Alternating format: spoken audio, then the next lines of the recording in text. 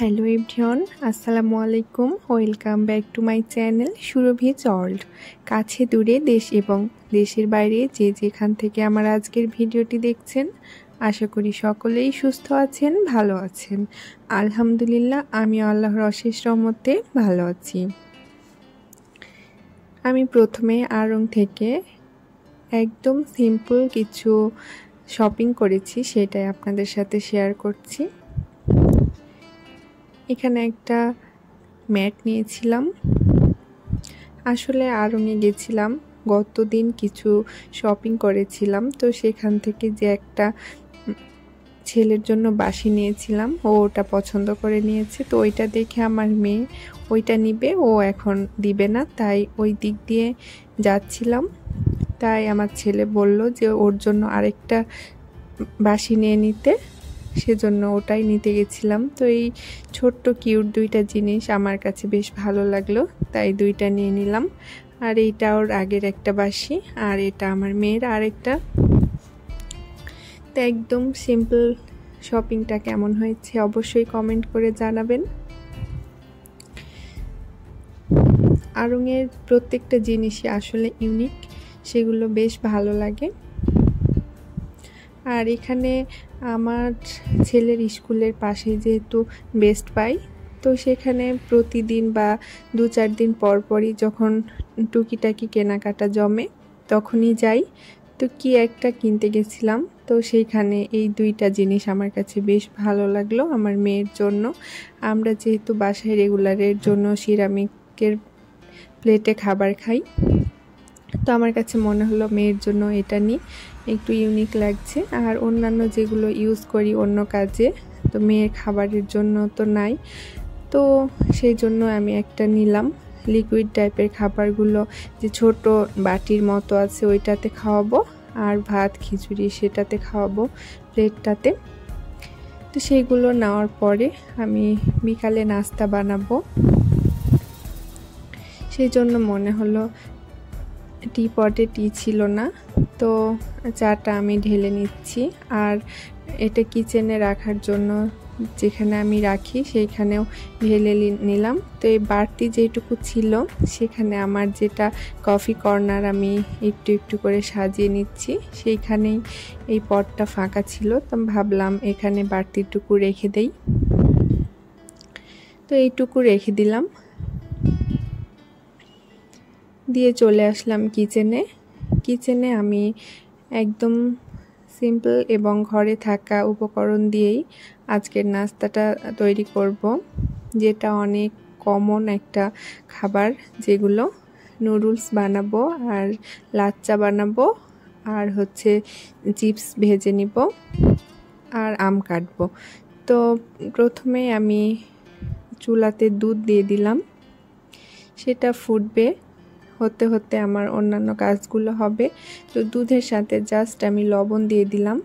আর আসলে যে লাচ্চাটা আমি আজকে তৈরি করব সেটা আমার অনেক পছন্দের একটা লাচ্চা। এই লাচ্চাটা ঘিয়ে ভাজা, আর নিশানের এই লাচ্চাটা যারা খেয়েছেন তারা তো জানেন কীরকম টেস্ট, আর যারা খাননি তাদেরকে বলবো একবার হলেও টেস্ট করে দেখবেন, ইনশাল্লাহ ভালো লাগবে। তো লবণ আর চিনি দিয়ে আমি দুধটা অনেক সুন্দর করে জাল করে নিব, একটু ঘন হয়ে আসা পর্যন্ত। আর দুধ জাল করলে কেন জানি এটা হয় যে অনেকক্ষণ দাঁড়িয়ে থাকি, দুধ উতলচ্ছে না, কিন্তু একটু যখন আড়াল হব সেই সময় একদম পড়ে যাবে। তো এটা কার কার সাথে হয় অবশ্যই কমেন্ট করে জানাবেন। তাই আমি কি করি, যেদিন দুধ গাঢ় করে জাল করি বা খাওয়ার জন্য একদম লো ফ্লেমে রেখে চলে যাই, বাট এভাবে অনেক দিন হয়েছে, যদি চলে যাই তাহলে একদম পোড়া লেগে যায়। তো এটা অবশ্য অন্যদিকে রিস্ক। তো দুধ জাল করার সময় আমাদের আসলে উচিত যখন রান্নাঘরে কাজ করব সেই সময়টাই দুধটা জাল করে নিতে। আর দুধটা জাল হচ্ছে, আমি একটা বাটিতে লাচ্চাগুলো বিছিয়ে নিচ্ছি। আর আমি সাধারণত এইভাবেই লাচ্চা বানাই, চুলোর উপর লাচ্চা দিয়ে কখনো ফুটাই না। একদম গরম গরম দুধটা লাচ্চার উপর ঢেলে দিলে লাচ্চাটা হালকা একটু মুচমুচে ভাবটা থাকে, এটা আমার কাছে অনেক ভালো লাগে। আর এটা যেহেতু ঘিয়ে ভাজা লাল লাচ্চা, এটাকে ভাজা লাগে না। আর এটার ভিতর তেজপাতা, গরম মশলা সব কিছু অ্যাড করা থাকে, এই জন্য এক্সট্রাভাবে তেল বা ঘি দিয়ে ভাজাও লাগে না, আবার কোনো মশলাও অ্যাড করা লাগে না। তো উপর দিয়ে কিছু কাঠবাদাম আমি ছোট ছোট করে কেটে দিয়ে দিলাম। রেডি হয়ে গেল আমার লাচ্চাটা। দেখতেই আমার কাছে তো বেশ ইয়ামি লাগছে, আপনাদের কাছে কেমন লাগছে অবশ্যই কমেন্ট করে জানাবেন। এরপর আমি নুডলস রান্নাতে চলে আসলাম। আমি ম্যাক্সিমাম টাইমে সেদ্ধ করে ডিম বা যা উপকরণ দেই সেগুলো দিয়েই নুডলস তৈরি করি, কিন্তু আজকে মনে হলো আমি একবারেই নুডলসটা সিদ্ধ করব। সেই জন্য প্রথমেই পেঁয়াজ কুচি, রসুন কুচি, মরিচ ফালি করে দিয়ে দিলাম, সয়াবিন তেল দিলাম। তো এটা ভাজা ভাজা হচ্ছে, এই ফাঁকে আমি আমটা কেটে নেওয়ার জন্য চলে গেলাম এই সাইডে। আমার ভিডিওর সাথে এতক্ষণ পর্যন্ত যারা আছেন, আমার ভিডিওর কোনো অংশ যদি আপনাদের একটু ভালো লেগে থাকে তাহলে বলবো অবশ্যই আমার ভিডিওতে ছোট্ট একটা লাইক দিয়ে ভিডিওটি কন্টিনিউ করবেন। আর আমার ভিডিওর সাথে থাকার জন্য আমার চ্যানেলটি সাবস্ক্রাইব করে বেল নোটিফিকেশানটি অন করে দিবেন, তাহলে ভিডিও দেওয়ার সাথে সাথে আপনার কাছে পৌঁছে যাবে। তো পেঁয়াজটা যখন আদা ভাজা হয়ে গেল, এই পর্যায়ে 2টা ডিম আমি দিয়ে দিলাম। একদম লো ফ্লেমে ডিমটা আমি হালকা করে ভেজে নেব। আর নুডলসের ভিতর যে মশলাটা থাকে ডিমের ভিতর আমি সেটাও অ্যাড করে দিব।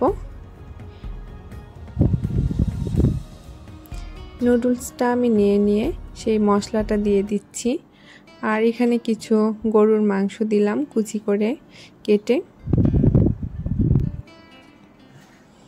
তো এটা হালকা করে আমি ভেজে নিচ্ছি।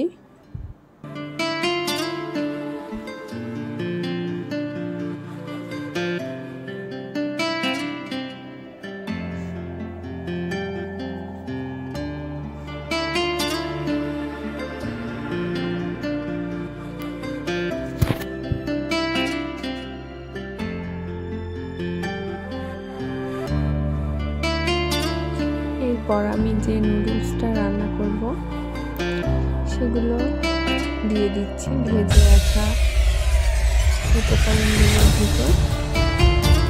তো এইভাবে নুডলস রান্না করে দেখবেন, অনেক বেশি ইয়ামি হয়। আমাদের কাছে তো বেশ ভালো লেগেছে, আমার ছেলে, মেয়ে, আমার ননদ, হাজব্যান্ড, আমি সবাই অনেক মজা করে খেয়েছিলাম।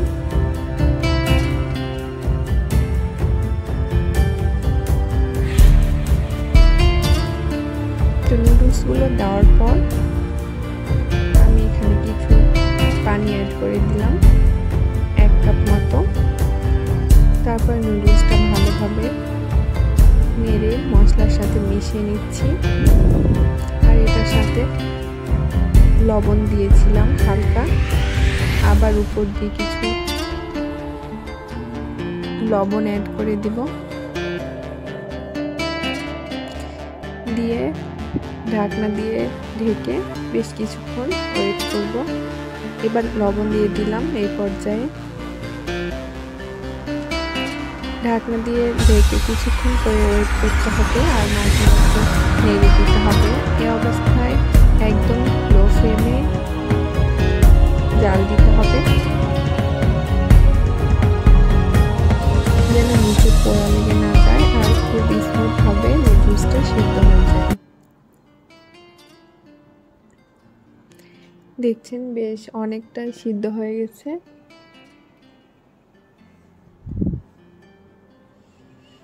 আর এখানে এটা সিদ্ধ হতে হতে নুডলসের মশলাটা উপর দিয়ে দিলাম। আর যারা ঝাল পছন্দ করে বেশি, তারা এক্সট্রা চিলি ফ্লেক্স বা মরিচের গুঁড়াটা অ্যাড করতে পারেন।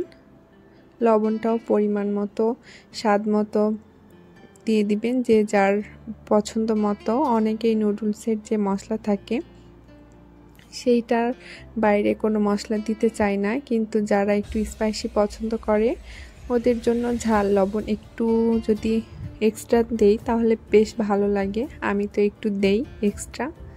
তো নুডলসটা হয়ে গেছে, চুলাটা বন্ধ করে আমি সার্ভ করার আগে আমার বাবুকে মিশ পড়াতে আসছিল, তো ওর জন্য একটু উঠিয়ে নিচ্ছি আগেই।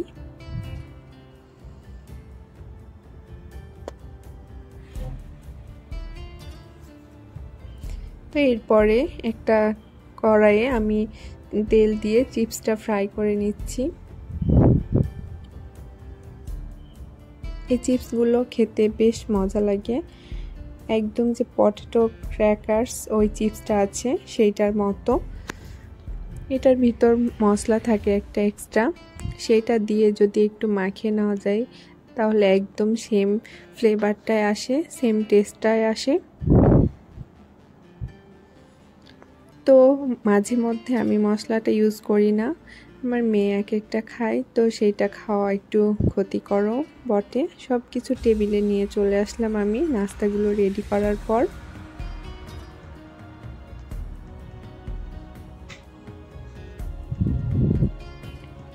আমার সিম্পল ঝটপট নাস্তা রেডিটা আপনাদের কাছে কেমন লেগেছে অবশ্যই কমেন্ট করে জানাবেন, আমার কাছে বেশ ভালো লাগবে।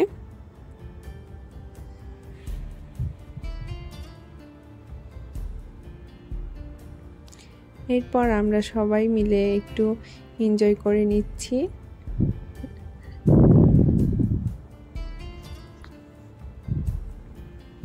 তো এই হচ্ছে আমার আজকের সিম্পল ভিডিওটি।